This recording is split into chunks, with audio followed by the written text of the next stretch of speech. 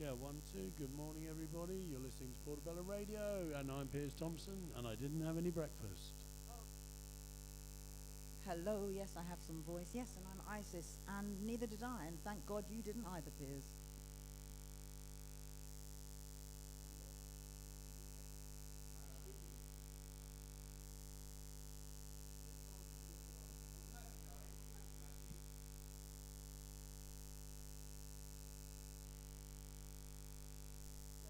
Yes, 1, 2, 1, 2, testing, 1, 2. Yeah, I like that. It sounds loud. Louder than Piers. Am I me? Yes, I'm me. Hello, me. Me. Back to ISIS because I need to take your top off because you scream when you get excited. Duh. Yeah, cool.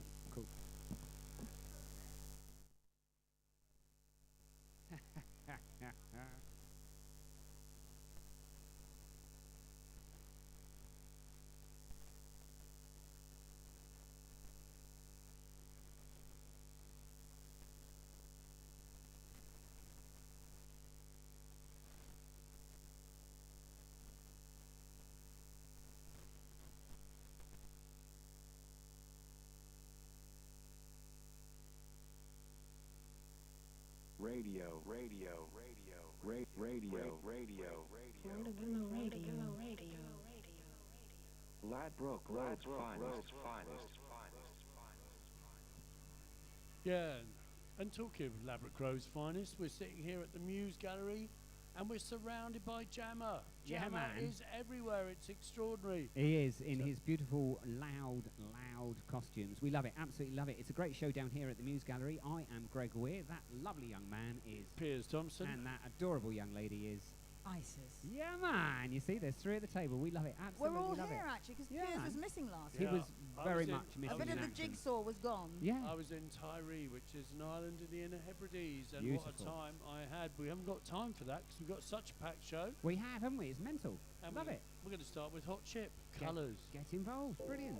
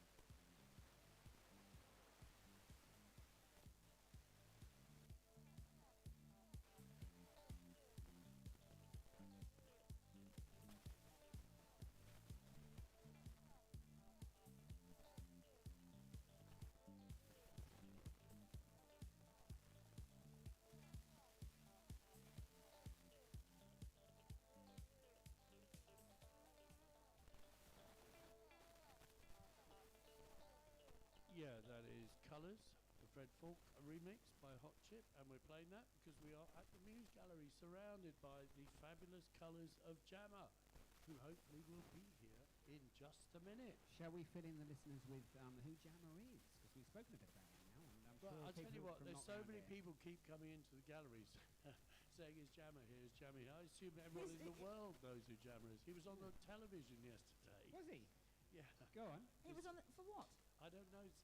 There was a photograph of it. Billy Barker was in here saying that there were photographs of Jammer on the breakfast and the 1 o'clock news on the BBC. Wow. Okay, so I don't Jammer. Yeah. I don't know how that worked. I don't Jammer know why. works with elderly people, and he's known in the local area for wearing these very bright coloured suits. They're all It's not tailor-made. just elderly. It's not just elderly not just people. elderly? No, he works in It's halfway vulnerable. houses, vulnerable people. Yeah, exactly. Okay, I thought it was with the elderly because Yeah. I remember him saying the story started when he was working with elderly people, and he wanted to cheer them up, and that's how he Ah. started with the suits. So I suppose he's a local celebrity. Yeah, He is, isn't he? I slightly assumed that our listenership knew all about Jammer because, of course, we did the very first in-depth interview with him about why he wears the suits. But hopefully he's in a minute with Jean, the photographer, who's taken these literally stunning pictures Aren't they amazing? Aren't they? around the place. Yeah.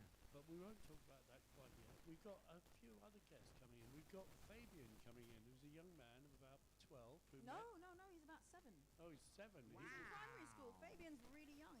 We He's met about him- 6 or 7 years old. He's we just met him on the incredibly art bus. articulate. Yeah. We met him on the Amazing. art bus and he wanted to come on the show. So we said, yeah, why not? He was really good on the art bus, to be He was fair. fantastic. He was, really getting involved. He's going to be a clever little lad, that one, when he gets older. Yeah. Brilliant, absolutely brilliant, really inquisitive. So yeah, looking forward to meeting him. Who else have we got? Well, the Fearless Collective, working with Palestinian Youth Movement, who are doing some fantastic artwork underneath the Westway to represent Palestine Week. They are the anniversary of the Nakba. They are coming.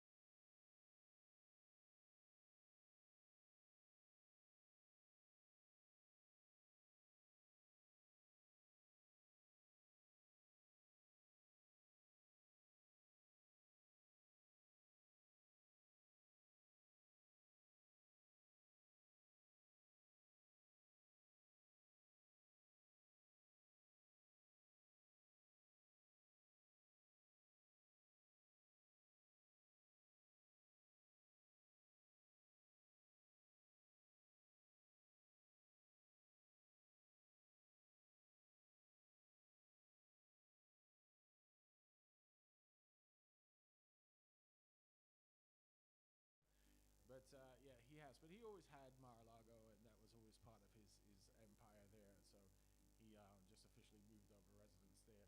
But yeah, he is there, and we'll see what's going to happen in November. Yeah. Well, good luck with that. We've got our own election.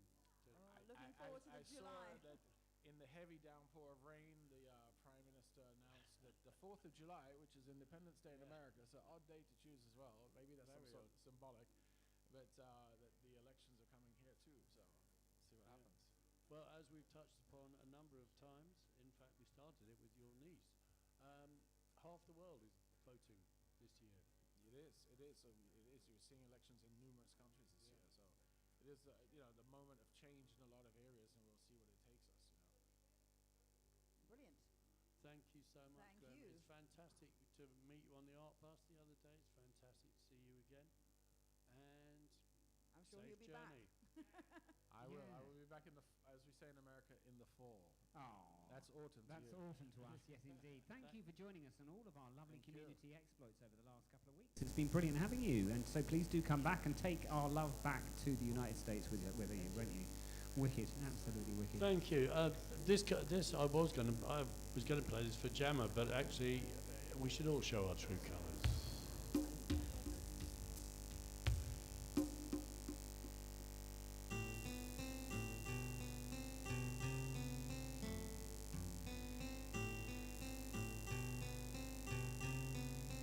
You with the sad heart, don't be discouraged, you're well realized.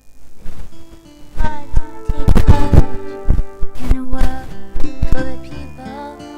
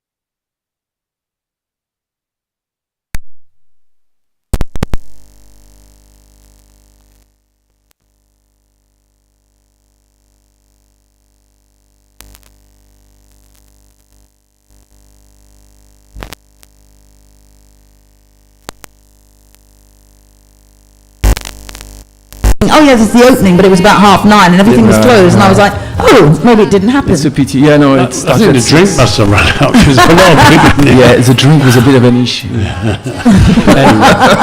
Stop there. Anyway, Damien is away on a mystery mission, which we'll probably hear more about when he returns. Yeah. Sean, tell us the story of you and Jammer, because you've been a photographer for a while. Yeah. But what created this extraordinary burst of colour on the walls here? Well, it's not me, it's him. Well, He's a I was guy. going to say, what motivated you actually to It's a colour. choose him as your subject? Well, the thing is, because I live here for 30 years, so I saw him and I said, God, interesting character, and I thought it was just... And then I was out of the park, and he was in front of me, and I said, God, you look amazing, and as he is, very nice and very sort of responsive. Yes, thank you so much. He said, can I take a picture of you? And he said, yeah, no problem. And I took some snap, and he liked them, and I said, listen, let's meet again.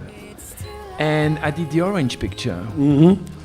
That's the picture that's also up on the Portobello Yeah, that wall. was like the iconic image. And from that, I said, listen, why don't we do a series about all your suits? There's 85. Well, we haven't done the 85. So we picked them, and because of my style of photography, I take to make image more than just taking image. Mm-hmm. I came with concept each time to try to come with a story, because he was very photographed all the time in the street. No, Instagram's full of him. Yeah, and I saw, look, it's no point of doing more of that, but trying to use him as a still life and his suit. So it's a fashion, it's a portrait. So he's part of a composition, basically. He's part of a composition. He's as much as his suit, he's part of the composition. And he's a very good model, because I can ask him whatever he wants, and he's always he's a fabulous model. And this story developed over a few months, and more, and I was getting more into it. And we kept on doing, and I had the idea of cards and books, and because I like to have I like when I do a project, I like when it ends up somewhere, either an exhibition, a book, but not just ending up anywhere. And I thought, well, maybe we should do an exhibition. And then I was passing by, and I met Damien. I told him about the project, and he said, oh my God, this is great. Submit some of your work, because there is this Portobello wall thing. And I said, great. And I thought I was going to be the only one picked up for the Portobello wall. He said, no, you have 14 artists. So I thought, okay, that's great. And then I said, but we've got all these images. Why don't we show them at the same time? And he really loved the idea. And we decided of a date, and we did the show. What I love about them is that there's kind of quite a lot of depth to them, because you've been very careful about the background you pick. I know. Yeah, as it's well. all daylight. It's all in the street. You know that. It's no studio, nothing. It's a little Muse where he lives, nearby where he lives, and the light was perfect for me. It was like a daylight studio kind of thing, and it was a black door, which I retouch a bit. And I wanted to really use him in the really pure sense of the term, to use it almost like, I don't know if you know Richard Avedon, the great Richard Avedon. He did a big collection of photographs in the west of America, which are iconic images of people of all sorts that he shot in white background outside. And he took the background with him, didn't he? Yeah, it was white cloth. So, for example, the one behind you with Jammer in black. Yeah, and that's near Trellick Tower. Okay, so that is actually a background. Yeah, because after a while I saw that might be a bit boring, always black. So I need to get sometime a variance, having backgrounds, and just to the create flowers, a dynamic. is that CGI? No. Oh, no. No. Don't be rude. Mais non. There's no AI, no CGI. Okay, I'm completely against it. So those are actual flowers? Yeah. That's in Elgin Crescent. Oh, okay, so it's all around here. I wanted to keep it community. Right. Okay, beautiful. So basically the original idea was a duo. Each portrait had another picture next to it, which was a graffiti, tags. Oh, right, okay. Match. And it really worked. But then my designers and a couple of people said, you might have some issues in terms of copyrights. Because even so it's in the streets. But you think the graphic, what do they call them, taggers or whatever, are that advanced now that they're going on copyright? Well, if it's used for promotional, or if you look at the copyright law, You're not allowed. Really? No. Wow. No. So an artist could come here and say you're making money or you're making promotion of yourself with my work. He could sue me. Okay, I didn't even So realize you can't do that. I didn't realize it applied to street art as well. Anything cannot be copied for any money usage or whatever. So I took him out, and then people say you don't need it. It's strong on its own. I mean, Piers pointed out the depth of the photographs, but for example, the one in orange and the one in white with the skull, you don't need anything. Just just Jammer. That's what people say. Yeah, it's just so powerful. It's iconic. So we keep going. We keep going the collection, and that's a great thing because he loves it. And how did you choose the suits? Did he choose them or did you? Or was no, it a I joint? choose them. Sometimes I tweak them. I say, oh, this one, can we try different hats, different glasses? But did you choose the props? I mean, there's a Yes, gold skull yes, there. yes. There's gold cards down I there. always come with an idea beforehand, and I Yep. said I did some Reiki beforehand of where I'm going to do it. So everything is worked. Pre-planned. Yeah. So the picture doesn't take much time. It's just the thinking of the idea, like So it's always. the set, the composition is the work. Yeah. It's not okay. just snapping him away. So what's your background, Jean? Photography. Well. I mean, did you started off in France? I studied in LCC, London College of Communication now, and I started with portrait for 10 years. Then I moved on to films and food, which I'm known for.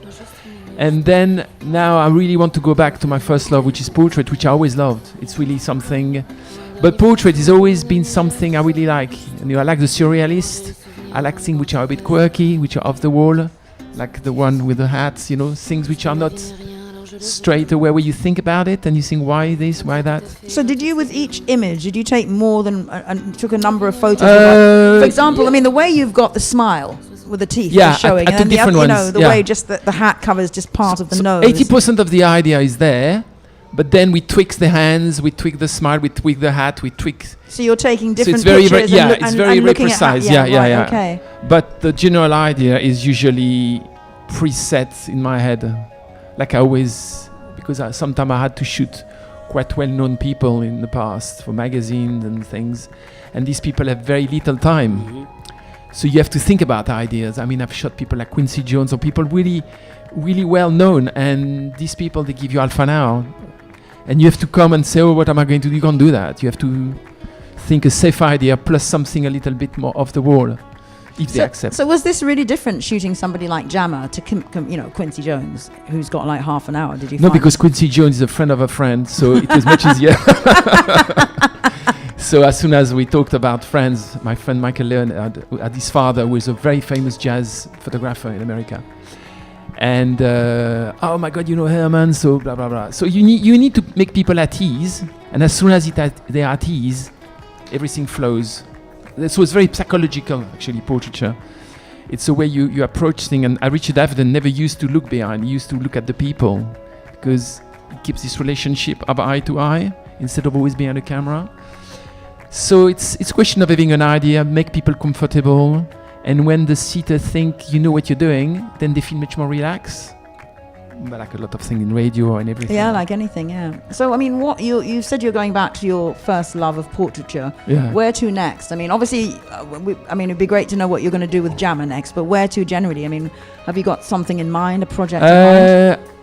Well, I'm going to LA all of August, so I'm going to think about something else there. In LA? Yeah, Oh. because I'm staying for a month there, and I like the place, but I'm going to stay longer to be able to sort of find LA something. is quite an interesting place because on the one hand, obviously there's extreme wealth, Hollywood and all that, but then there's also really bad poverty and real, the issue with the... If you go to Skid Row, it's pretty heavy going. Also this fentanyl problem that they've got in America now. That's more Philadelphia. Yeah, but they've got it like... And San Francisco, yeah. No, Oakland. No, not Oakland. Oh God, where's that place? Seattle. Yeah. It's really bad, but apparently it's spreading. It's like all around in the homeless districts I mean, and stuff. I think it will be easy to take pictures of that because, I mean, doing pictures and making fame out of sadness or social issue, it's something, but it's not your thing. It's not my thing. My thing is about to make people sort of smiling and looking at art, and there's so much of those imagery. I just was to Photo London. I wouldn't say it's exploitation, but no, it can be at times. It's always making money with war, making with social issues, with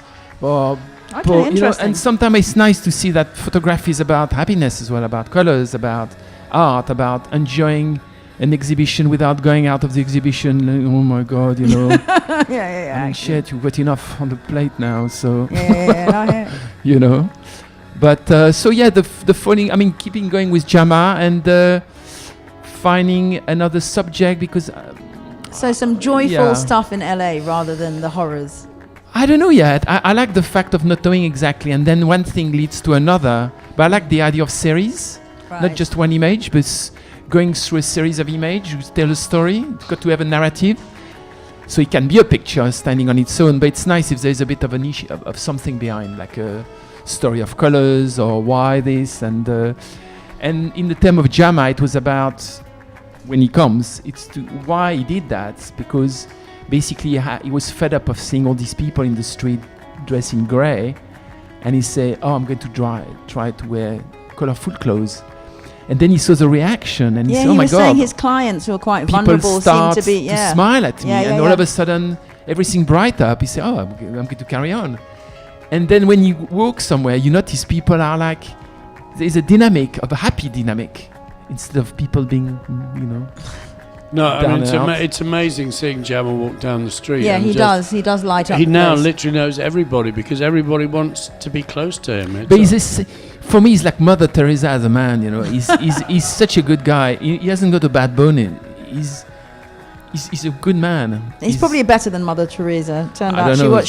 She wasn't that great she's after alive. all. Well, I mean, you know what I mean when I say Mother Teresa. Yeah. He's a great guy. Yeah. Jean, thank you so much for It's a pleasure. for coming and talking It's a pleasure. to us.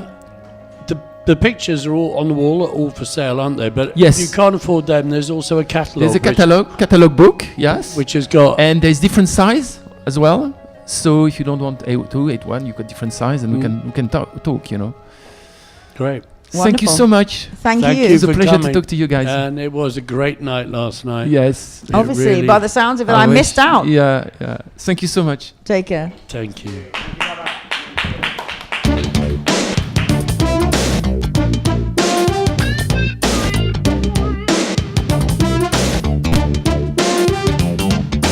Lost in a dream. I don't know which way to go. Let me say it. If you are all that you seem, then maybe I'm moving way too slow.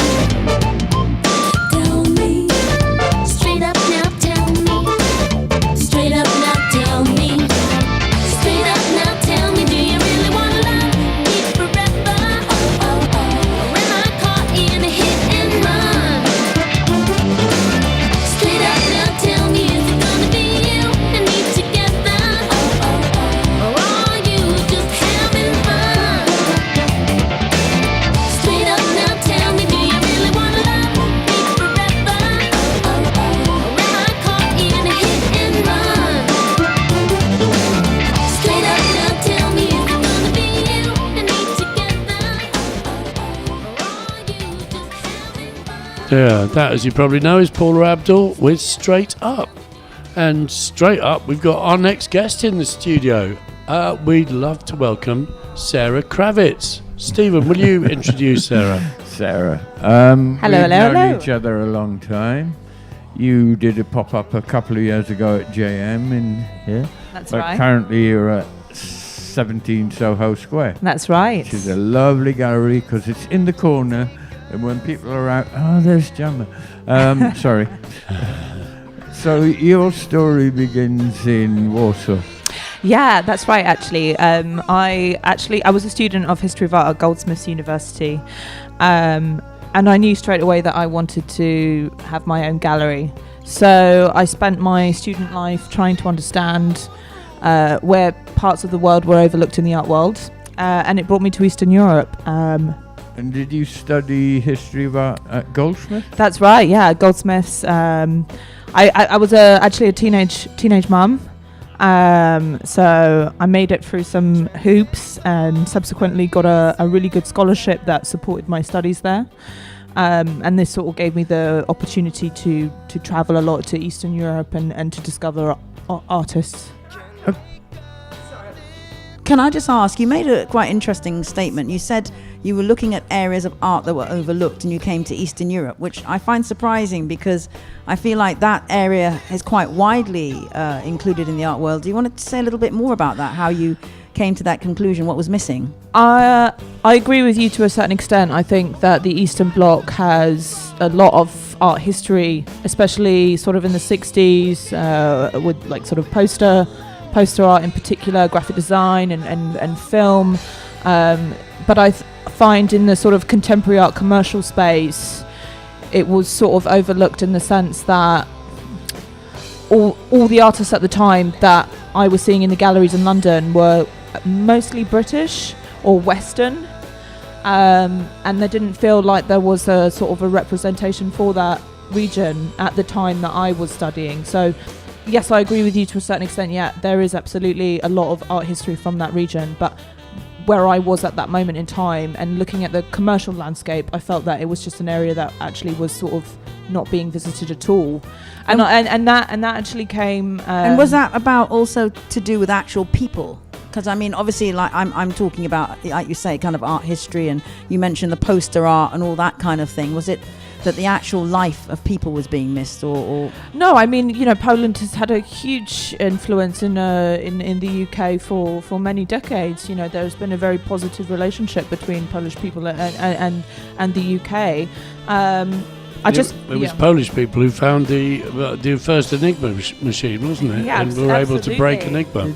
You arrived here 2005. No, so I mean I was born here. So it's my parents who were from Poland, and so I kind of had that connection through that. I mean, I was born and raised in the UK, but I was traveling a lot there, and I even growing up, you know, I had a really good education, and even growing up in school sometimes. There was this sort of stigma against sort of the Eastern Bloc, so to speak. I mean, Poland is Central Europe, if we're being politically correct here, but... well, I suppose it's that old USSR thing, isn't it? Yeah, very much. I think exactly, and that's very much my point, that there is this kind of idea about what actually that represents, which, you know, I found quite interesting, because actually it wasn't the kind of communist Eastern Bloc vision that you would imagine, especially there now. I mean, culture's absolutely booming. And do you think it changed? Because that's interesting. When I came here in the 70s, I went to a Catholic girls' convent, and there was loads of Polish girls. And Polish people then, there was kind of like an idea of... And then it became like, after this whole thing around, I suppose, the EU and Brexit and everything, then it became a different thing. So I just wondered if you see that in the sort of... your experience, because you're a much younger person, obviously. I definitely see a huge contrast between my generation and my parents' generation. I think we grew up under very different circumstances, so there's definitely a huge change, both with attitude and mentally, and opportunity, certainly. So yeah, I do think there is there is a huge difference between the older and newer generation, but a positive one for sure. I feel like Poland, especially in particular Poland, Warsaw, it feels sort of like Berlin in a way. When the wall fell and there was this explosion of culture, and so this contrast between my parents' generation and my generation is creating this very sort of interesting climate for discussion and expression. There's a sort of sense of new freedom, especially for women. You know, it's actually women artists who are leading the way in that region. Current show, curated by a friend, Elaine. Can you describe it? So this is a photography exhibition called Approximations, which is curated by Elaine Tam. Is she Polish? She's not. Elaine Tam is not Polish at all. I think she's got a mixed Oriental mostly. She has a mixed background. But she was the curator of the show. But the exhibition is actually of 11 photographers from Serbia who have been documenting their life there for the past decade or so, and it's unfiltered, unedited works, which is quite refreshing considering that everything is edited in the modern day, and there are so many filters through everything. So it's no photoshopping. No, it's a very honest representation of city life. And I met actually the Nemanja, who is the co-founder of the collective, on my travels there when I was a student. You know, this is 10 years ago. So I've always been waiting for the right time to do an exhibition with them, and luckily, you know, now I have this gallery in Soho that I was finally able to do that. And it runs until?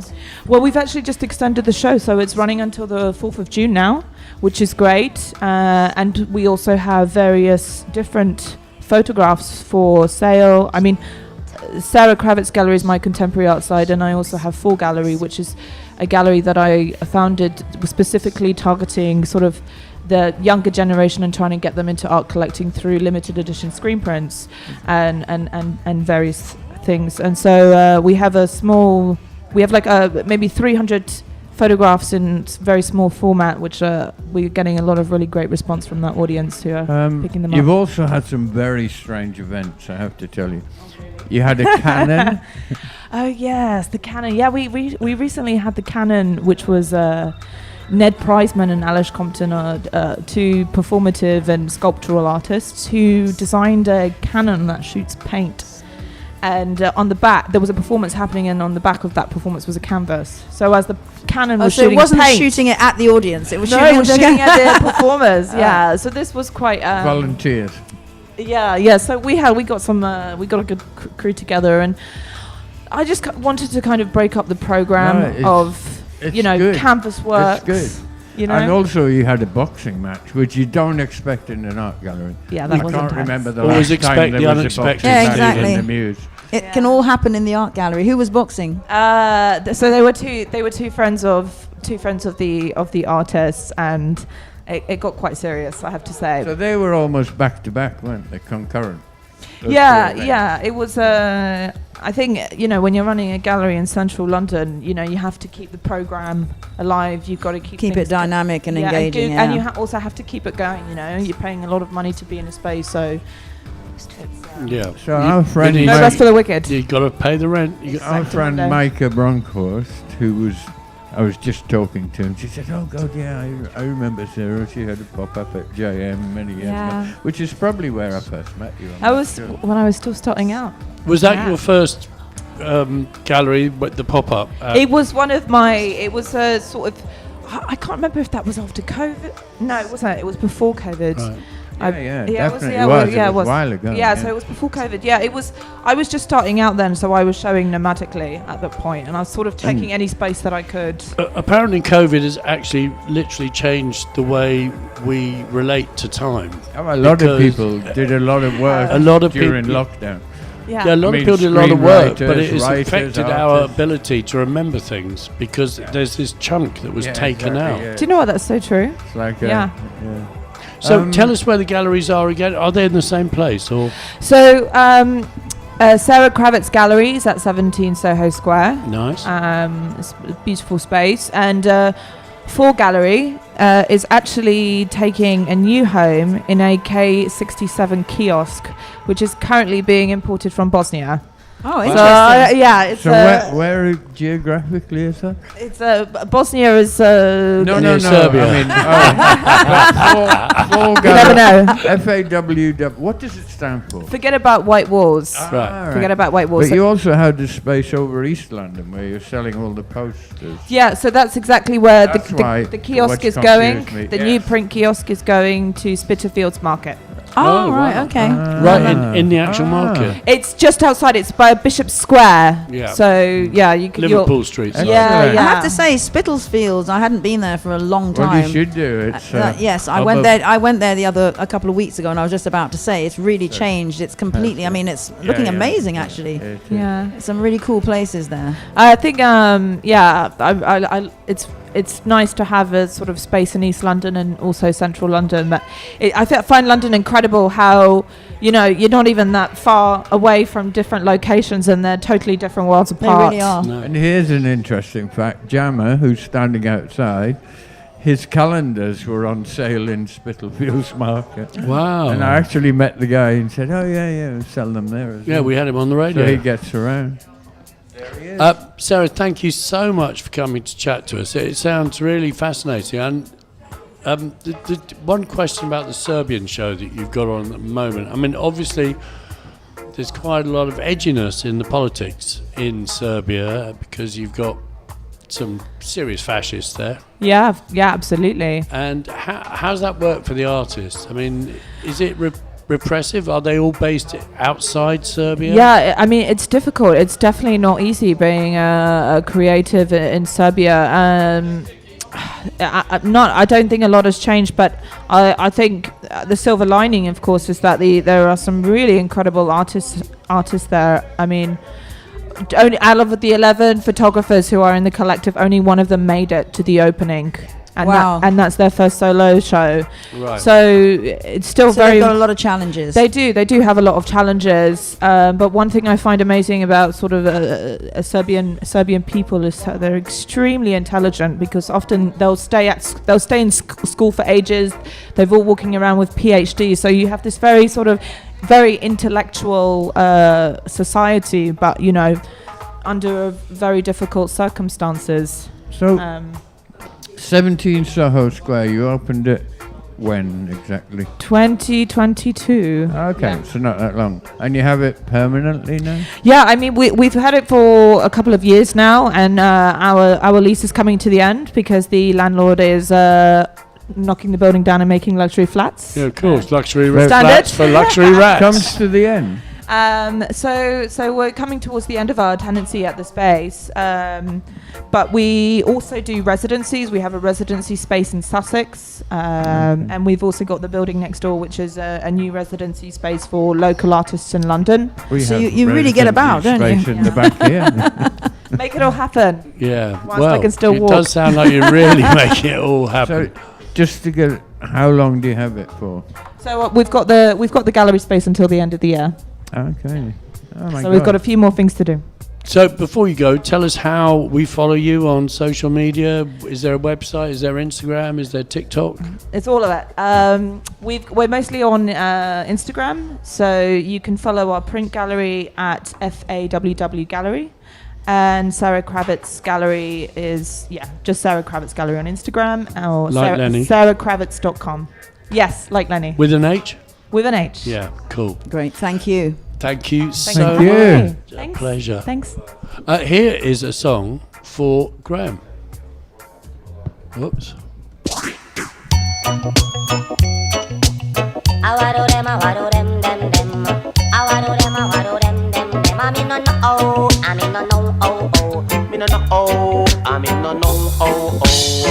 Me say me love her for me virgin girl.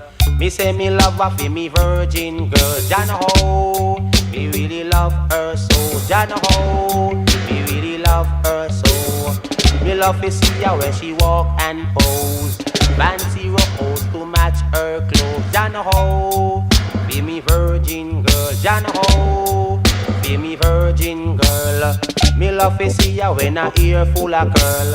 Anywhere she go, people love her in the world. She don't worship diamond, she don't worship pearl. John Ho, feel me virgin girl. John Ho, I feel me virgin girl. Kawado them, them. Kawado them, them. I'm in no oh, I'm in no oh. Me no oh, I'm in no oh. Biddy biddy bang gang, giddy bang gang, giddy men. Biddy biddy bang gang, giddy bang gang, giddy men. Bang giddy bang gang, giddy men, then giddy men, then. Giddy bang gang, giddy men, then giddy men, then. The two away a walk and the two away a talk. She a wear roach and a me a wear clock.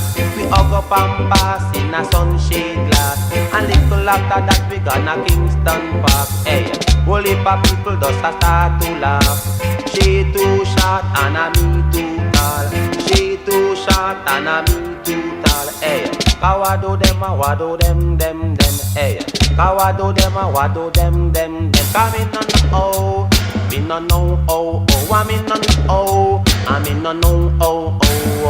Me say me love her for me virgin girl. Me say me love her for me virgin girl. Then ho, me really love her so. Then ho, me really love her so. Me love to see her when she walk and pose. Fancy rose to match her clothes. Then ho, be me virgin girl. Then ho, I feel me virgin girl. Me love to see her when her ear full of curl. Anywhere she go, people love her in the world. She don't worship diamond, she don't worship pearl. Then ho, I feel me virgin girl. I wado them. Come in on the oh, come in on no oh. Me no oh, I'm in no oh. We take a walk to a Kingston Mall. Whole heap of people just a start to laugh because she too short and a me too tall. She too short and a me too tall. Hey, kawado them. Kawado them. Come in on the me no Bini gang, giddy men, then. Giddy up going, giddy men, then. Giddy mon, dun. Giddy up going, giddy men, then. The two away a walk and the two away a talk. She away a roach and a me a wear glass. We hug up and pass in a sunshade glass. And little after that we gonna Kingston Park. Whole heap of people just a start to laugh. Me say that she too short and a me too tall. She too short and a me too tall. Hey, kawado them. Kawado them. Come in on the Yeah, that is Eka Mouse, of course. Wadu Dem. Sarah Kravitz, that was a great interview. Yeah, she was really good. Really fantastic. Doing some great work. The star of the show is back in the gallery. We got to welcome Jammer back. Jammer, how are you, man? I'm okay. Good afternoon. Greetings. Listeners out there. Jammer, we've talked to Jean. We got his side of the story.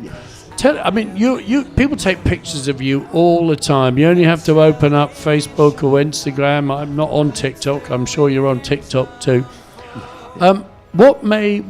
Was Jean just another guy with a camera, or what made the connection for you? I think we hit it off the minute he saw me and said to me, "Stop," And I think maybe it's the pink I was wearing, and. I saw there was a connection there, and John said, I think we have something unique there, and we hit it off there, and in relation with the pictures and people taking pictures, you know what, Piers, I don't get tired of that. The minute I leave home 7:30 in the morning, it non-stop. Till I go back home 10 o'clock in the evening. Well, I bump into you when I'm on my way to the co-op quite often. Yeah. And you bring such a smile to everyone's face on Bramley Road. Jean, you'd be pleased to say, said you were a fantastic model.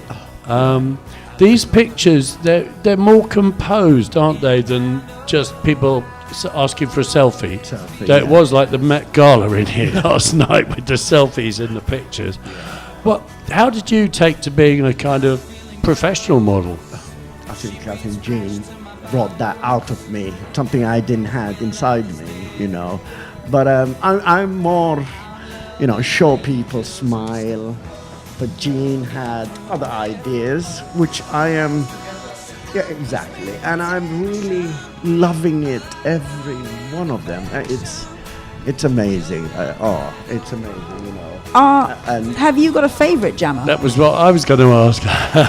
Yes, the Harlequin. Not the Harlequin, the Bavarian. People say to me... Bavarian, is that what you... Have you got names for your suits? Well, no. People say to me, you're wearing the Bavarian flag. Harlequin. Harlequin the blue plaid. one. Yeah, you know, yeah. Harlequin. He said Bavarian plaid. No, the Bavarian sorry. The blue and white. That is... I think I was drooling last night when I saw that, yes. It's got a lot of motion in that. Huh? It's got a lot of motion in that picture.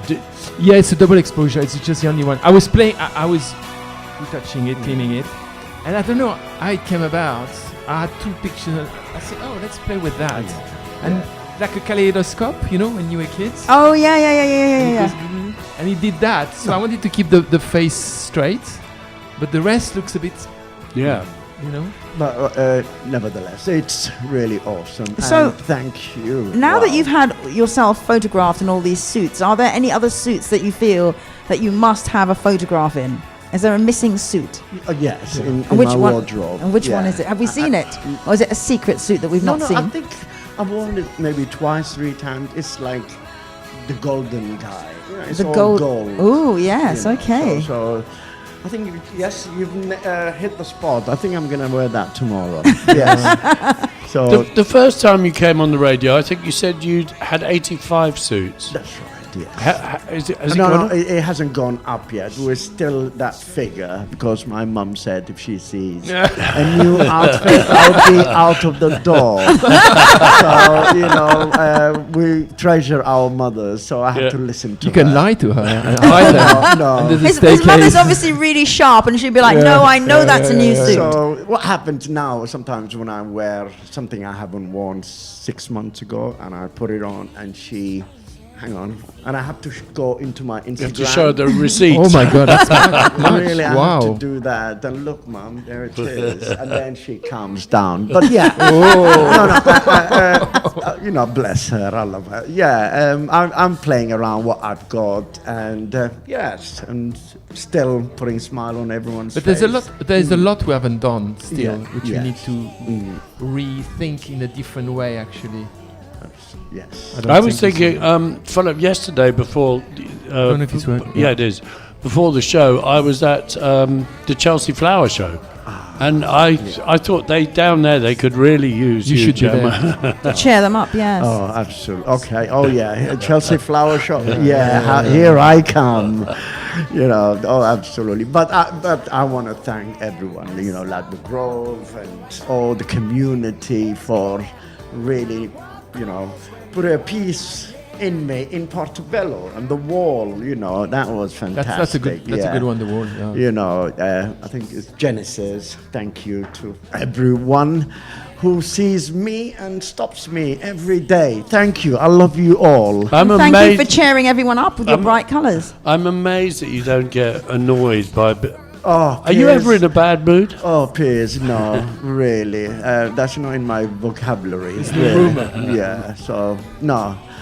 It's love and peace and happiness. Talking of which, I asked you what you wanted to hear, and of course, you said Bob Marley. Bob Marley. Why do you love Bob Marley? Oh, it's just... it just gives me an aura to jump up and down. I love it, really. You know, so... Play it on, Piers. Thank you. Thank you, Gemma. Woo!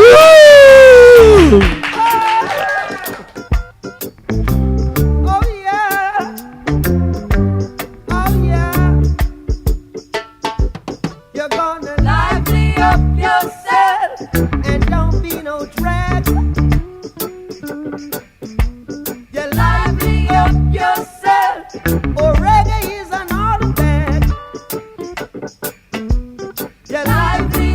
yourself and don't say no. You're gonna lively up yourself, 'cause I said so. You what you gonna do? You rock so, like you never did before, yeah. You dip so, dip through my door. You come so, oh yeah. You skank so, be alive today. You're gonna lighten up yourself and don't say no. You lighten up yourself, and Daddy said so, yo. You lighten up yourself and don't be no drag. You lighten up yourself, 'cause reggae is another bed. What you got? And I don't know. I'm a trying to wonder why you act so.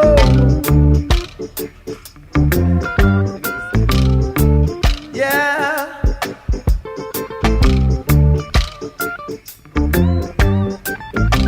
Hey, did you hear what a man said? Lighting up your woman in the morning time, y'all. Keep lighting up your woman when the evening come and take you. Come on, baby, 'cause I wanna be lively myself, y'all.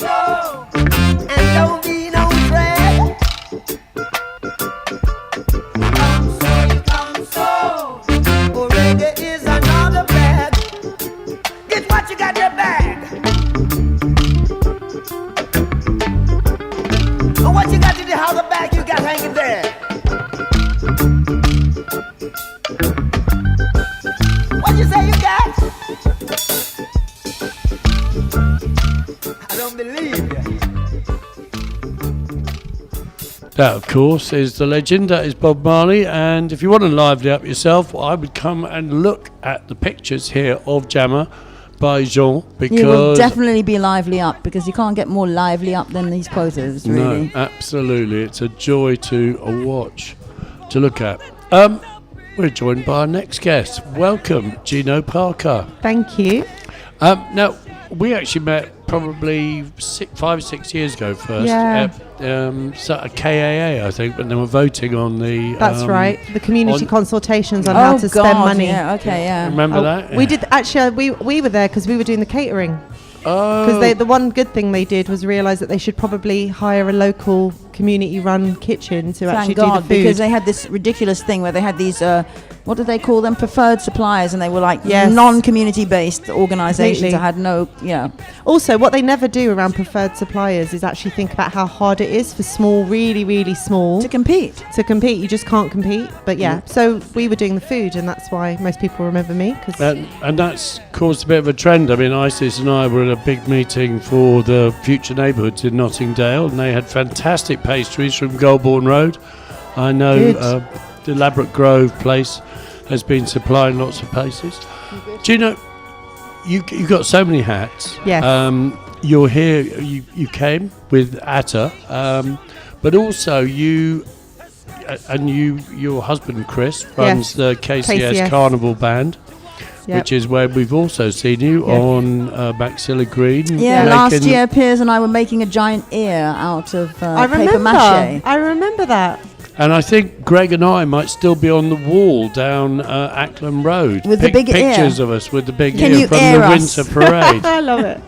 But actually, you've also got a rather brilliant project in the arcade next to old friend of this show, Madame Zarvis. Yeah.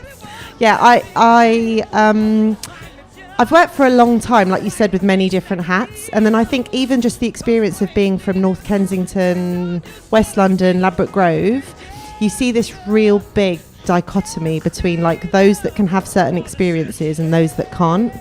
And starting as a youth worker when I was younger, I just remember so many young girls in the area that we used to support not being able to just access the things that are lined on our like streets. Like there's yoga studios or like massage part, like in a good way, not the old bad way.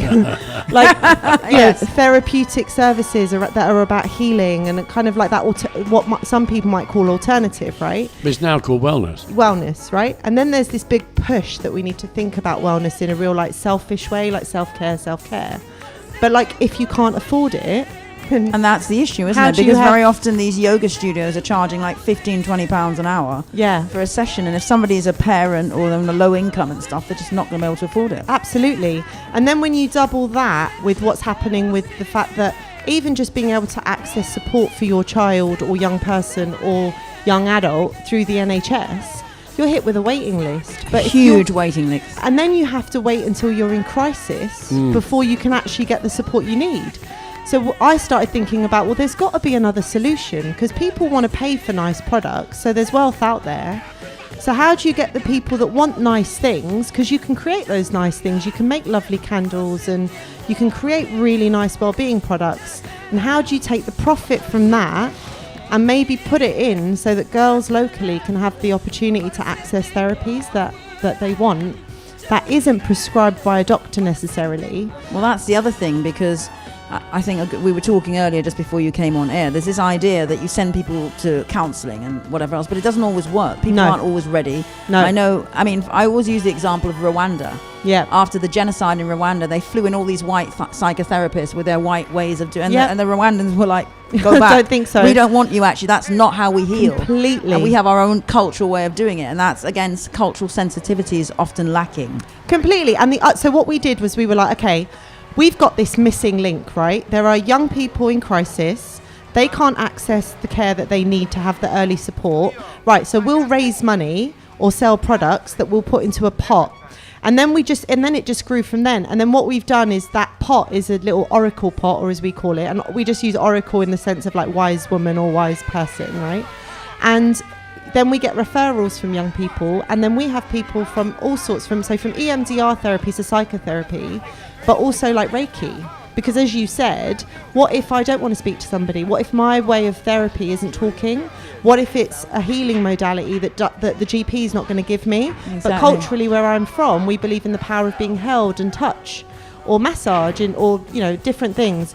But what was really important to us when we started is that the women that we work with, the oracles, they're all connected to their own sort of history of what healing means. So we have a therapist from the Irish Traveller community, for example, that works a lot with plants and localized plants around healing and healing modalities to do with food.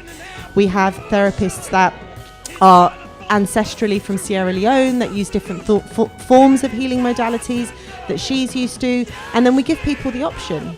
So is it food, is it touch, is it therapy? And for some people actually psychotherapy works, but what we say is we aren't going to judge. Like, that's between you and what journey you're on. Well, we call that lived experience now, don't we? Which is a different person's lived experience. What works for one person doesn't work for another. Completely. And that needs to be respected. Yeah. How do you triage people? So we don't. So it's why we've started really, really small, and we've continued to stay quite small because we've not been able to scale up. Because what we do is we don't triage. We get referrals from people, and we've created what's called a healing circle. So people give us donations. It's £1.11. You come and you be part of the circle. You might have a friend and you think, oh, do you know what you could really do? You know, maybe the friend's had a miscarriage. Maybe they've had an experience that means that you don't want them to go onto a waiting list. You'll hear about our project. We've grown really organically. You send an email to us and you say, I've got a friend. This is her number and her email. I think she'd really do with some support.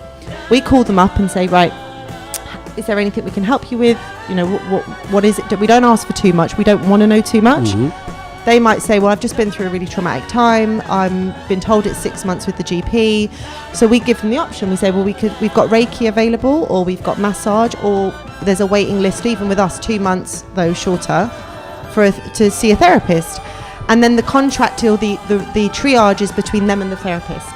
So then we just put them in touch. So we've only got about 12 therapists that we work with, and it's based on trust. So we never follow up, because that was one of our principles. We didn't want to monetize women's trauma. We were like, I don't want to know the outcome. You know, it's the outcome is between you and the universe and you and the therapist. And then the therapist tells us when the sessions are done, and they invoice us, and we just pay for it. Wonderful. So we remove that barrier, basically. I mean, we're it's still a really progressive model. Yeah, we're still really small. So we've only, like, I've got one woman at the moment, because we've intentionally not been too big, because I didn't want to also be inundated and then also have a problem of 20 people on a waiting list. So we've grown really, really small. We've struggled. We've had bumps in the road. You know, like, we realised that actually somebody donated us the cost to be able to keep the support going for the shop, because we didn't want to use our money that we were given to pay rent, right? Mm-hmm. But that Are only you listening, Westway Trust? Yeah, that only, I don't think they would, but that only goes so far. So then what we've done is, like, you know, then found somebody else who, you know, is working with us, that then they're raising funds for us, and then that covers just the shop. So that the donations we receive, we've kept a really strict log that goes strictly to therapy. Because and I probably shouldn't say this, but I'm going to say it, I've worked in the charity sector for many years. Mm-hmm. And when you realise how much actually goes to the individual... it's absolutely disgusting, the charity model. So this is a reverse model. And I work in the charity sector, so I've got to be careful. But this is a model where we say your donations, 98% of the donations go straight to therapy. The products that we sell, and everything that we sell through the products, and then the new Etsy page that's coming up and all the online stuff, goes to running the shop. And then we don't take a penny out of it. That was the point, is that we wanted to create something that just continues to sort of pay for itself, to allow the therapy to happen, not for it to be paying shop rent and then my wages and then the administrator's wages. Like, we don't, that's covered elsewhere. That's covered in the sale of the products, or, you know, various different channels. But if you donate to Oracle and Sage, you donate to therapy. And we say 98%, because the only thing we can't get around is the card processing payments. Right. So they take their 0.5% and then the 1% and whatever it is. But yeah, 98% of the donations go directly to therapy. And that was it's what we were just adamant. I've seen so much wastage. You know, I worked in the charity sector for quite a number of years, and I'm really disillusioned with the charity sector. I'm really not for charities. I don't like the model. I don't like the fact that people have to sit on boards voluntarily. They don't earn any money, and it's sort of almost exclusive for rich people to do a bit of charity, you know, because they can afford it. The whole model needs to be changed, actually. And one of the reasons we didn't set up as a charity was actually a bit of a political decision, because the charity sector is governed by the Charity Commission, who are making decisions on what is charitable and what isn't. I can't prove that a girl who's going to access Reiki for 3 sessions, I can't give you an outcome. If you don't have a model that says I will do this and it produces that, but whatever happened to like love and connection Look, and the being Charity human? Commission is an extremely problematic body. It's very neoliberal, and it didn't start off like that, but it has become a very extremely neoliberal right-wing organisation. Actually, it's a slightly problematic area, though, isn't it? Slightly, it's extremely but problematic. there are loads of charities which are fronts for all sorts of shenanigans, and you've got to set something up to mitigate that. Yeah. But then as soon as you set up the processes to mitigate it, you're into a whole new level of bureaucracy. Completely. And well, that's why so many people are using different models. They're not setting up as charities. A lot of people, progressive organisations, are not setting up as charities. So we anymore. set up as a company, and we were just like, and so some The people CIC? some people, we're just a limited kind company. kind of like what we did with Pavilion Hive. We actually were a company. Because legally we have to. And I just said, and people still say to me, but I said, if I have a client or a person or somebody that would believe in me more because I'm a charity, they're not for us anyway.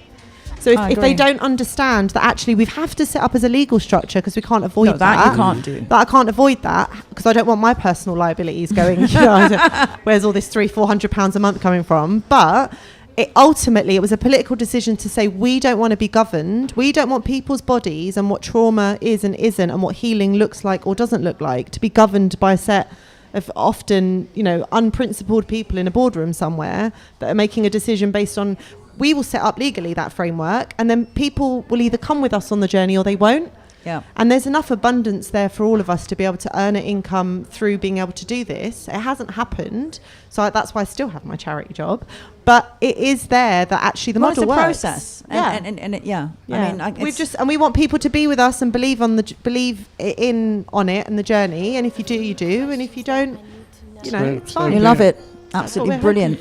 So if someone's listening right now and they've had some issues or their daughter has had some issues, it's purely for women?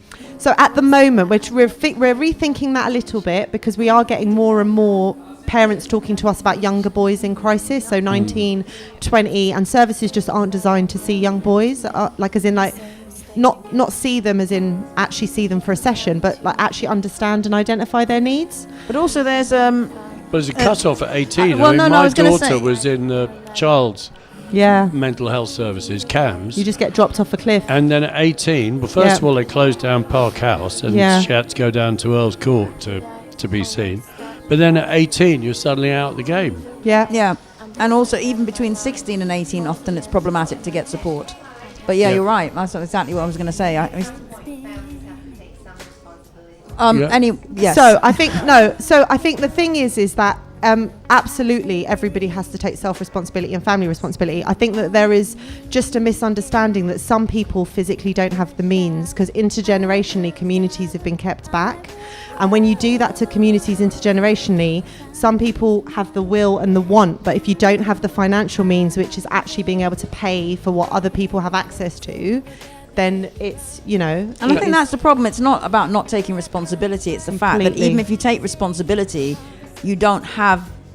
there is no space for you for that to happen in. There is nowhere for that to happen. Completely. Yeah, you take responsibility, but then they tell you, well, there's a waiting list for 6 months or 9 months, in which case your child is in crisis. Completely. The only way is then a private practitioner, which is beyond your financial means. I think that is the issue. Yeah, and that's what but that also, the thing is that also is an issue for adults too, but as in like the access to things. But ultimately, our website is www.oracleandsage.org. I'm in the shop most Saturdays. I'm trying to be there more Fridays as well, but our main point of contact is the website or the Instagram. Sometimes we have Sundays where we'll do like a Reiki Sunday, and then we just open it up to the community. You just have to follow the Instagram. If a slot's available and you can't afford it, you can take it. If you're local, and even if you're not, like we don't police it in that way. No. If you can afford it, we ask people to pay because then that just goes to paying it forward that someone else can. But it's accessible and affordable. It's what we try to do. So you follow the socials for the sort of pop-up events that we do.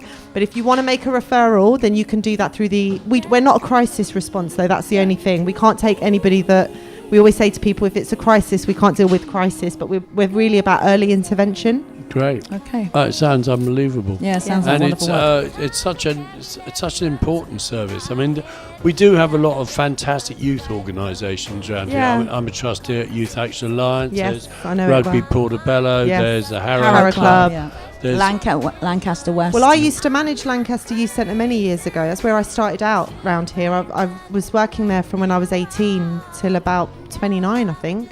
And I think that's where I might have first met you. Yeah, and it was from that sort of experience of seeing, sometimes you kind of really need to get that early intervention right, or you just end up with such deeper problems. That is actually the key. Yeah, that is the key. It really is. And I watched it so many times. Having worked with young people, when I ran an advocacy service for looked after children for many years, and that was the one thing.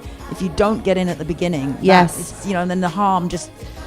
It perpetuates. Yeah, it really does. It does. Yeah. But yeah, that's us, and we're there. So for anyone who's thinking about Father's Day gifts coming up, or when it's summertime, send your customers our way, and the money goes to a good cause. And we plan on even publishing our accounts. We think, why can't people be transparent? So hopefully, as we grow, that was the point of having our accounts a particular way. Is I would love for somebody to challenge me, and I can say, "Here's my books. There you go." Wonderful. Because charities can't even do that at the moment. No, they can't. So yeah, I wanted to just try. You can only try, right? You can only try, and you're doing your best, and we're trying. Sounds like pretty fantastic. close to good enough. Thank you so much. Thanks so much. Gino, thank you so much.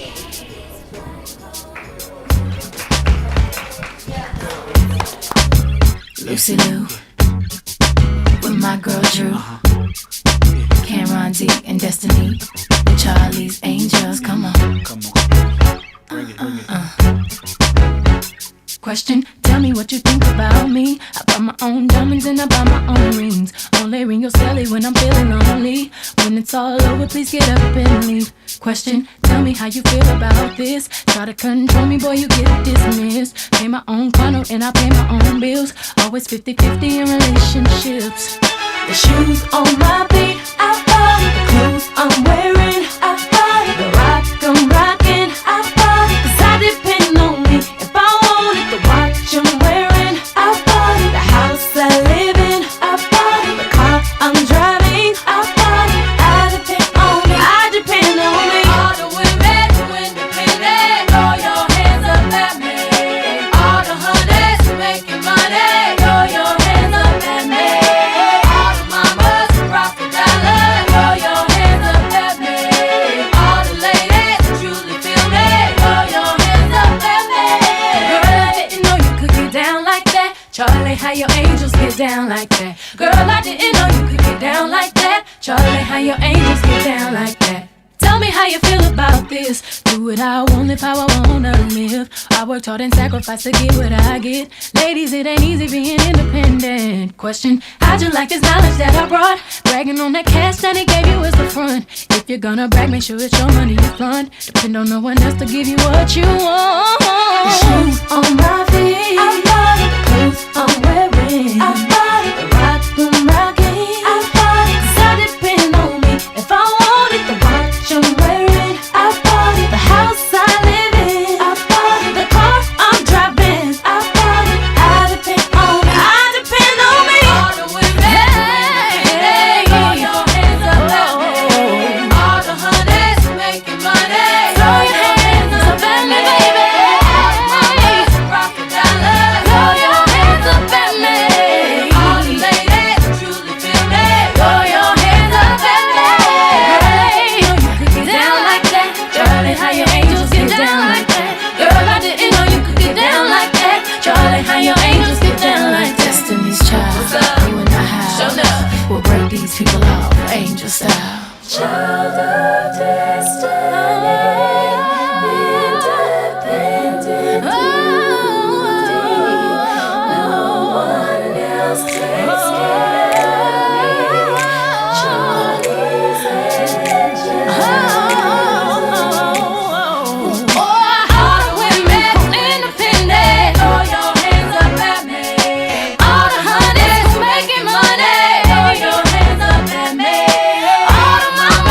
$1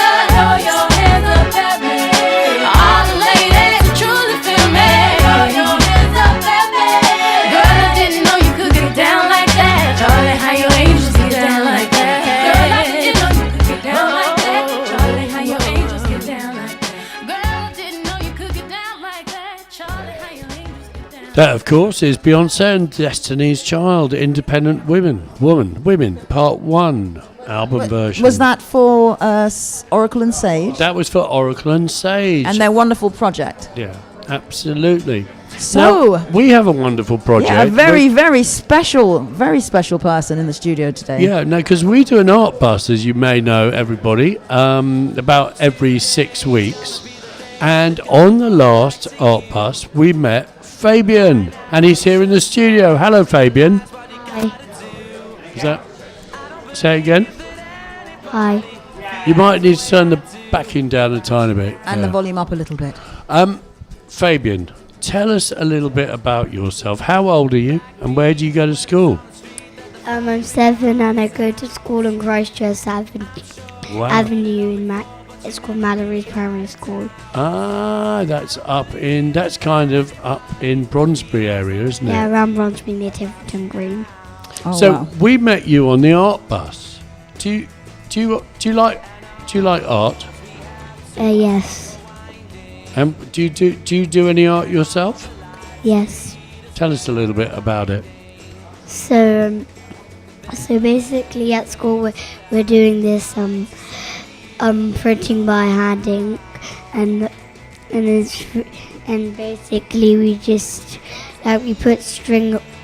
So we got this paper with a symbol and then we got this other black paper and we put it over this cupboard and we draw it around the edges of the symbol and then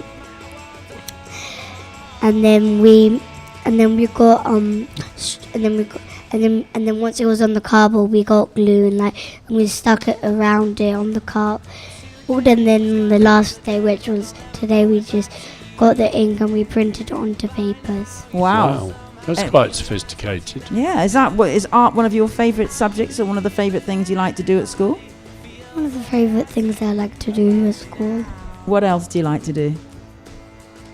Maths. Maths? Wow. Oh, wow. So you're going to be a mathematician. My daughter loves maths, my younger one. Go on. I want to study maths. My mom said if you want to study maths, then you can go to the moon. Oh, wow.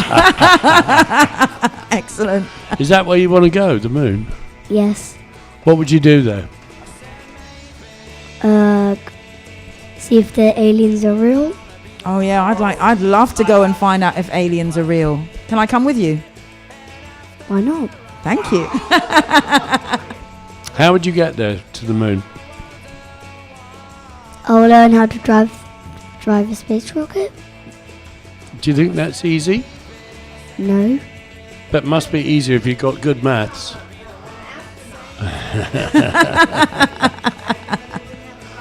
So, Fabian, do you play any sports? Yes. Tell us about that. I play football at my school. Oh, we have to get on to football. Every Tuesday morning. And are you quite good? Yes. And what do you like about football? Do you play an attack or in defence? We sometimes play attack and sometimes defence. So do you have a football team that you like? Because Piers was going to ask you that. Yes, Napoli. What? Napoli, okay. I suspect Ilaria standing behind me. So it's half term now this week, isn't it? Tell us what you're going to do at half term. We're just going to stay at home and do lots of activities.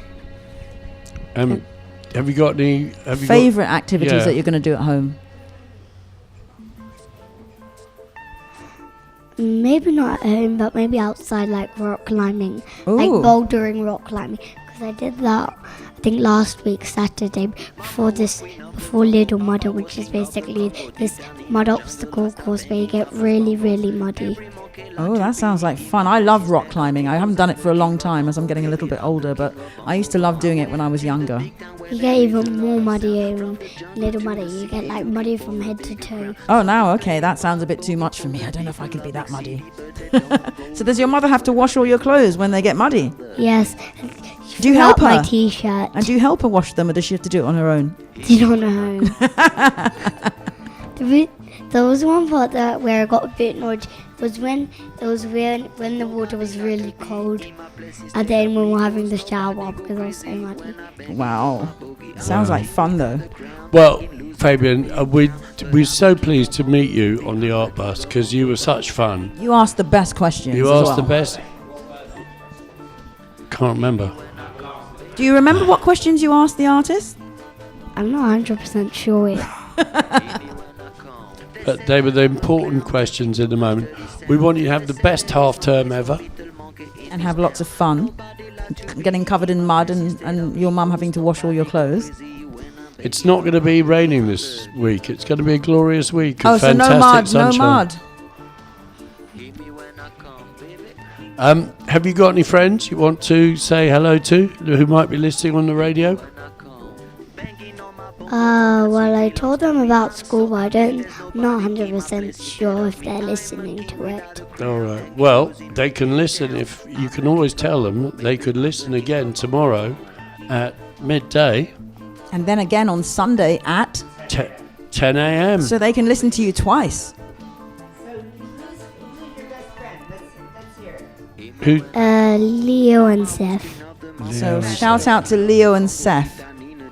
And if you're listening, Leo and Seth, on Sunday or Saturday, Fabian says hi. Thank you for coming, Fabian. Leo and Seth, we want to meet you too. That's Madame Zarvis. Yes, causing scaring trouble in the everybody. background. I hope you're going to like this song. Dance Monkey, Tones and I. Do you know that one?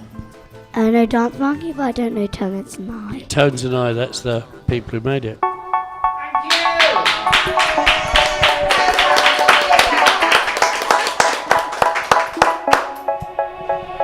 That was brilliant. Oh my God, I see the way you shine. Take your hand, my dear, and place them both in mine. You know you stopped me dead while I was passing by. And now I beg to see you dance just one more time. Ooh, I see you every time. And oh my, I like your style. You make me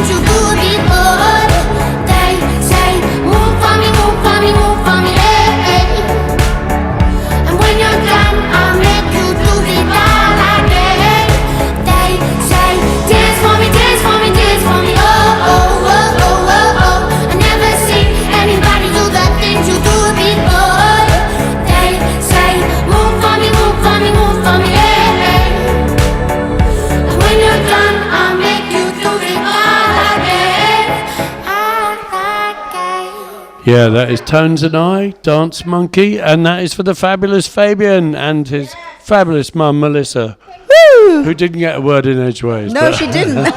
Next time.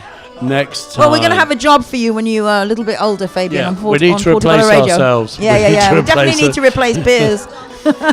Somebody needs to replace Piers. It's a highlight. It's a highlight of the week. We've got the People's Poet of Portobello. We got Good evening, hello everybody. Mr. We all right? Jackson, how are you? I'm okay. I'm not in too bad a mood today. Good. Good man. Good man And on form as always. the weather's perked up. The market's been full today. So, have you got some uplifting poetry? I don't know about uplifting, but well, there's a poem I wrote back in 2006 about working from home, and seeing as everybody works from home these days, and I very rarely perform it, so this is a rare opportunity to get Fantastic. to speak this You're one. way ahead of everybody.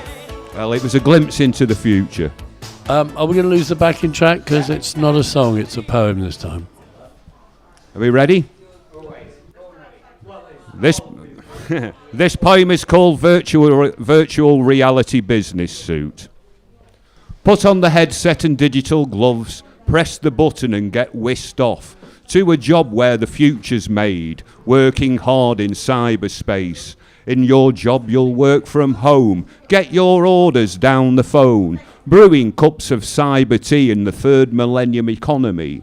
Virtual secretaries tweet you're cute in your virtual reality business suit. PIN number name, pixelized face, that's office sex in cyberspace.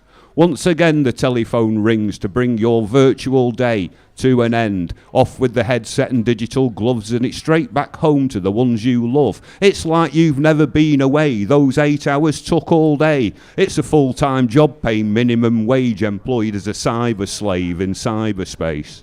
Thank you very much for that one. Remember, June the 9th, Portobello Radio, Silent Disco, Tavistock Square, I'll be there, and so will many others. That's the Tavistock Festival, and Hey. you are one of 4 poets that will be doing your thing on the I am, stage. Getting used to the new technology. And can I just say something, Mark? You never got tempted by the cyber jobs then? You carried on doing an actual man's job. A man's job. No, I can't do Zoom and things like that. Yeah, it's not for you, is it? No, not at all. You just write about it. Yeah. Well, it's the horror of getting a job, you know. Thank you, Mark Jackson. Thank you very much. The People's Poet of Portobello.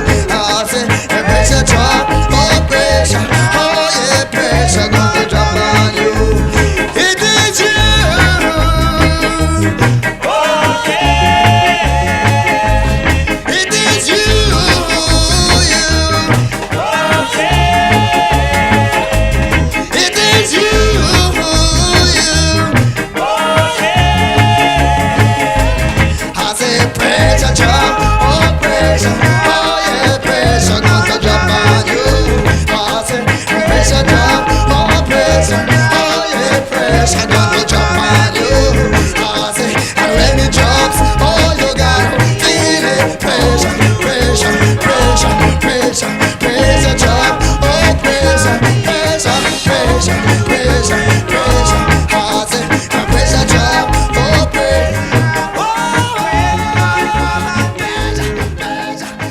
Yeah, that of course is Toots and the Maytals with Pressure Drop. And you wouldn't believe, you won't believe the Muse at the moment. It's absolutely packed. It is, isn't it? It's mental. People enjoy. We've had the fabulous KJ's just turned up. Welcome, Yeah, man, KJ. KJ in the house. Wicked, absolutely wicked, bruv. Wow, Atta's also turned up with a load of food, which is fantastic. And everybody's got involved, including one of our presenters, who we lost amongst the flatbread. We lost to the flatbread. It's probably a great moment to talk about what's going on Portobello Radio this weekend. Oh, yeah, man.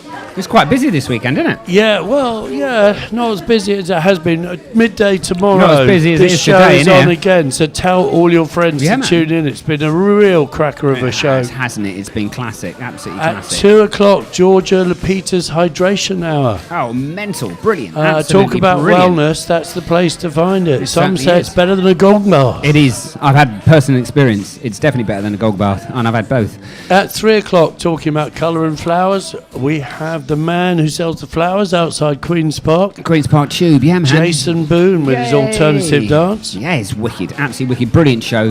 Lots of electronica, lots of recent cuts, all on vinyl. All on vinyl from every corner of the world. It is, absolutely. Mainly Eastern Europe, weirdly enough, or Central Europe.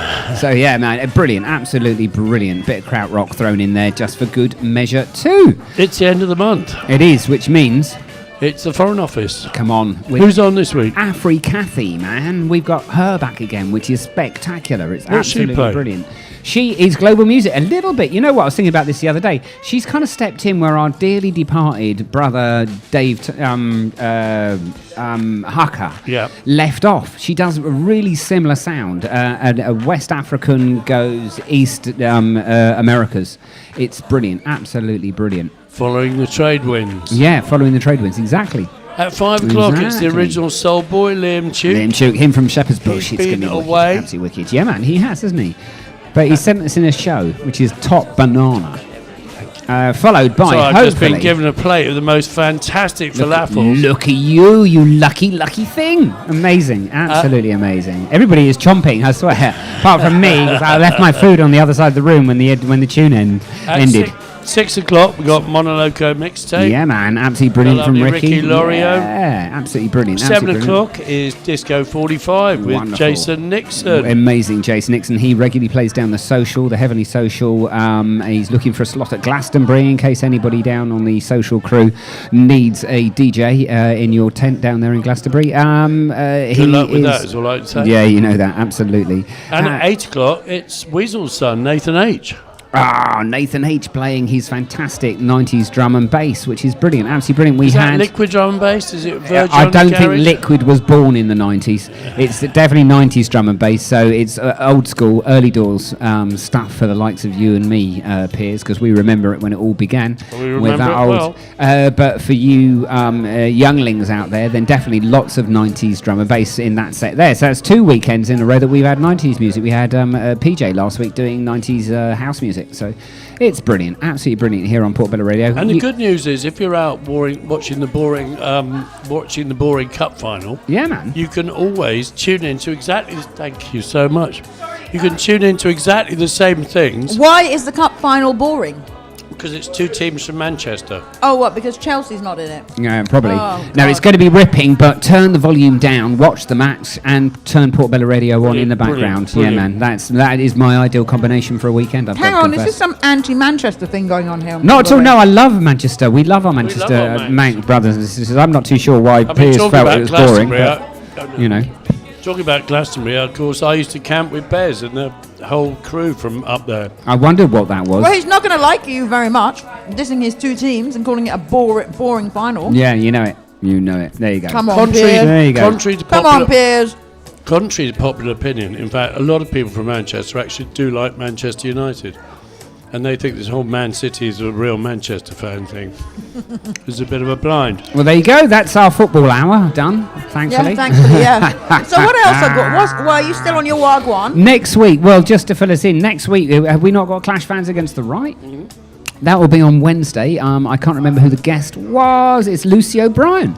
Tell us something about Lucy O'Brien, or do you not really know about that one? I don't really know, but she, the Clash Fans crew were really excited to get her, so it's she's going to probably be quite radical. It's going to be a top one. Absolutely brilliant. And then the coming weekend, of course, is the beginning of next month. My goodness, it's the beginning of June.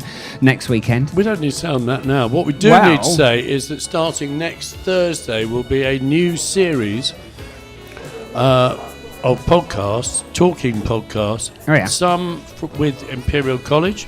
Okay. Some with Future Neighbourhoods and the Mayor of London. And they're going to be touching on subjects like sleep, repair cafes, gut health. I'll be recording the gut health one on Thursday morning. We've got shows about mindful gardening, active travel. Amazing. Just keep tuned. 7 o'clock is on the Thursday, new time. Is that the one? 7 o'clock Thursdays. There'll UK be a new time. show once a month. Obviously, it'll be right side the road, but the rest of the time, it's going to be the talking shows.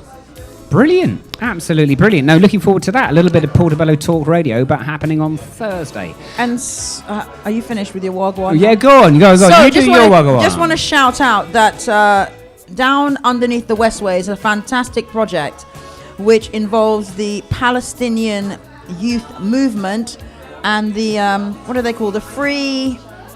Oh, God, let me remember the name, get it right. It's the Free Fairless Collective. That's it, Fairless Collective and the Palestinian Youth Movement, and they are painting some of the pillars underneath the Westway and they're doing the graffiti wall. To commemorate the Nakba, of course, which is, as we know, with occupied Palestine, what happened when they were basically evicted from their land. 1948. And so they're down there commemorating the Nakba. They're doing some fantastic art. And they're going to have some events tomorrow afternoon, starting at 4, going on till 6. I think there's also some more painting being done from 2. And so get down and, support. And one of the important things to remember is that they are making the connection between oppression and violence in the same way that, we've got the Grenfell anniversary coming up. There is a direct connection between settler colonialism and violence against people and capitalism and imperialism and what it does, because we wouldn't have been in the situation but for that with Grenfell, and we're in the same situation with occupied Palestine. So get down and show some solidarity and support the project. And also, of course, the wonderful Ilaria, who was jumping up, celebrating Napoli, and I will be doing our Words on Clothes project on Monday. It's a bank holiday, but we're going to keep it going 6 till 8 at the Methodist Church. So come along if you're a woman and upcycle, zhuzh up your stuff. You can make dolls if you want. So join us for that. And also... there's the exhibition, of course, in that new space where Akala used to be, where the Kanji sickle cell exhibition show was. Which is Every Breath We Take, which is the new Westway Trust project. Which we had Jamila come and tell us Jamila about. is curating and setting up, and of course Junior Tomlin, who's somewhere munching away on a falafel. Away. I know, seen so he submitted a piece of artwork, so he'll be there. And finally, on Thursday the 30th, Ilaria and I will be doing the first of 3 non-consultation sessions. We don't do consultations, which is about the Windows of Hope project. What we're doing is we are basically, it's a community-led design session where we want to exchange ideas and think about the project going forward. So it's the first of 3 sessions, and we will be doing it by meeting at 2:30 outside Latimer Road Tube Station. So come and meet us and have a chat with us. We're going to walk around the neighbourhood and talk and think about what this project will look like and how we will use these windows as part of the artwork that's going to be hopefully hung in the, it will be hung, but hopefully in near to Latimer Road Tube Station. So that's my Wagwans. Our shows are now so packed we aren't really able to tell you what's going on very much, but there are 3 newsletters you might be interested in. One is the Lancaster West newsletter, which you might want to sign up to. That is full of free activities for half term for anyone, certainly in Nottingdale, and pretty much anyone in and around our neighbourhood. Kensington Chelsea Art Week is coming up in June. Starts on the 20th of June. Again, the KCAW weekly newsletter is full of great stuff. And the other thing, the Westway Trust newsletter comes out once a week and will keep you up to date with loads of things going on in the neighbourhood. We better have a tune.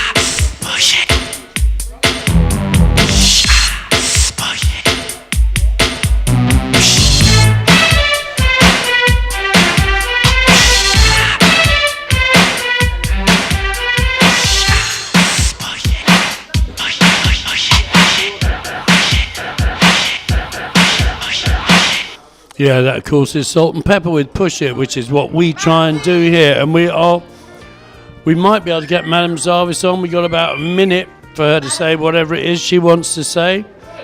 But we can tell you we've already got a packed show coming next week. We have the Fearless Collective coming in.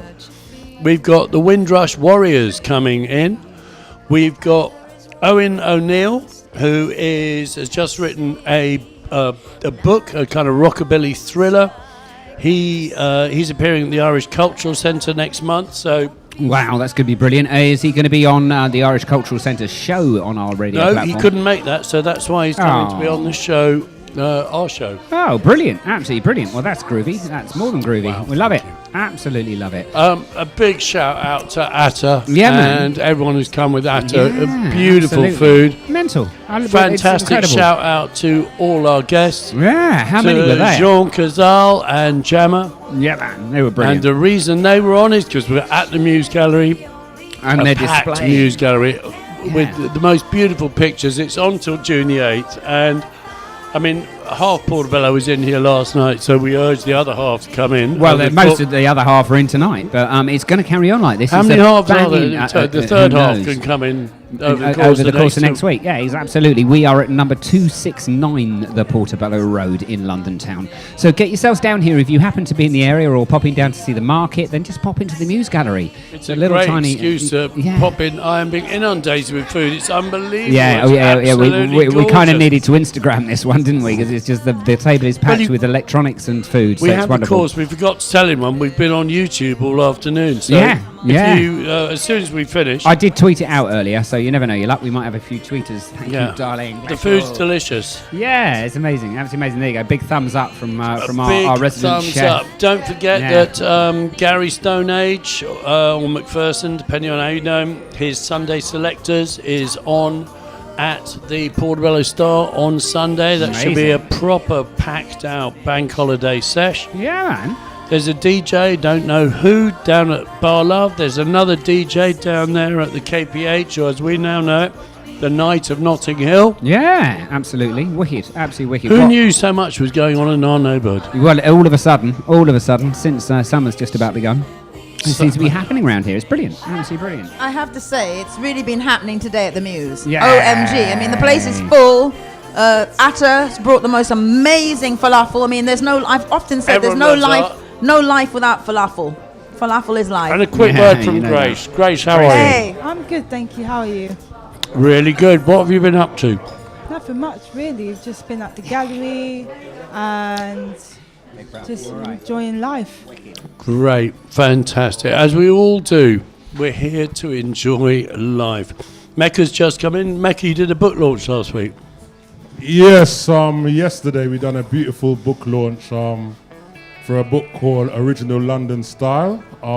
Basically, it was a 1 second. It was a book on original UK hip hop. Cash Crew and everything. Yeah, Rodney P. Everybody was down there.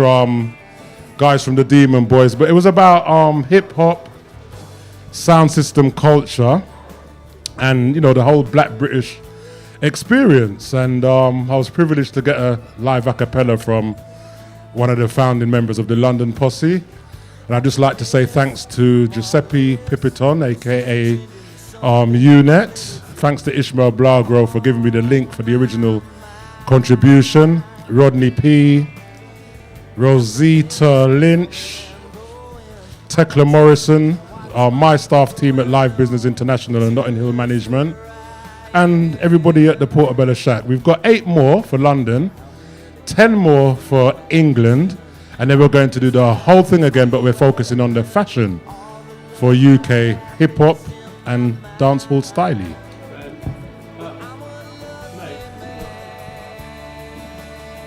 Would you like me to tell you some more? That's my fault, yeah. No, I couldn't put my mic on.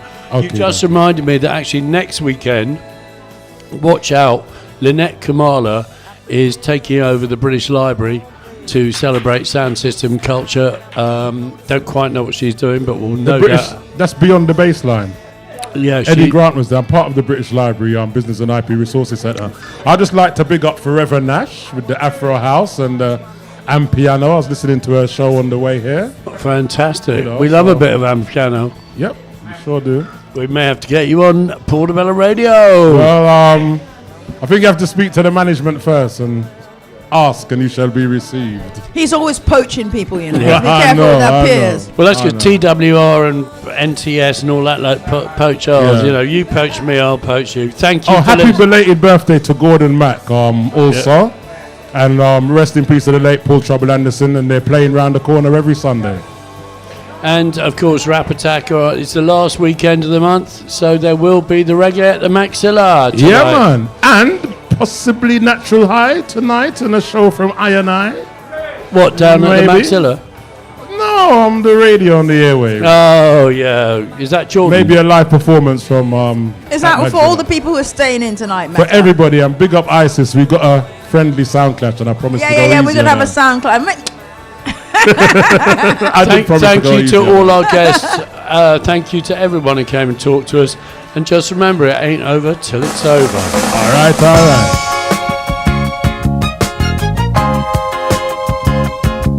Have a good weekend. Take care.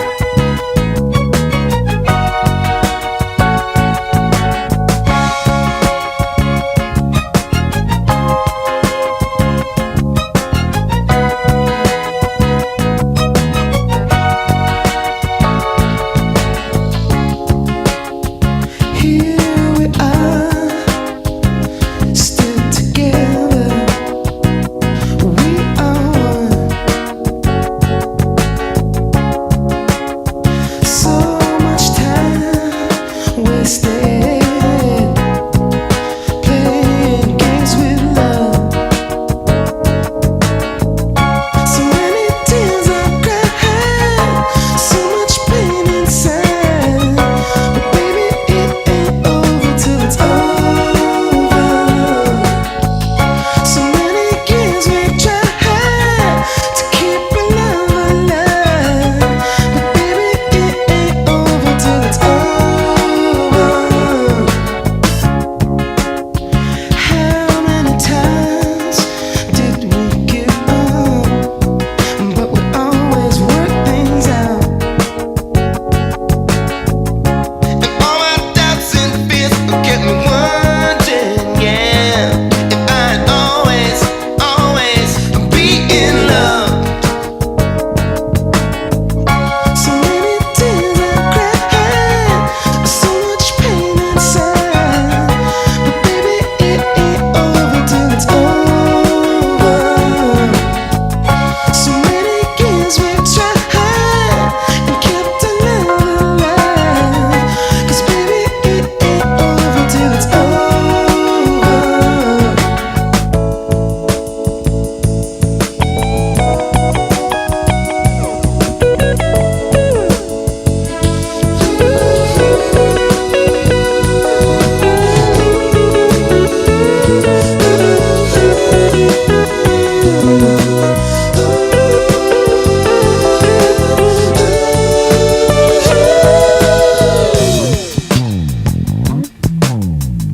So many tears I've cried, so much pain inside.